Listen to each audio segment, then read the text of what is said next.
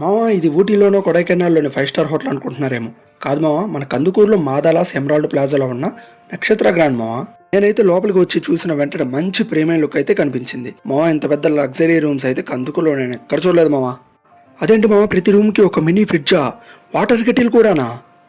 వీటితో పాటు green tea, coffee, paste, brush, soap, షాంపులు, 2 వాటర్ బాటిల్స్ ఇవన్నీ కాంప్లిమెంటరీగా ఇస్తున్నారైతే నాకైతే మైండ్ పోయింది మావా. ఈ రూమ్లో గ్లాస్ వ్యూ మాత్రం కిర్రాకుంది మావా.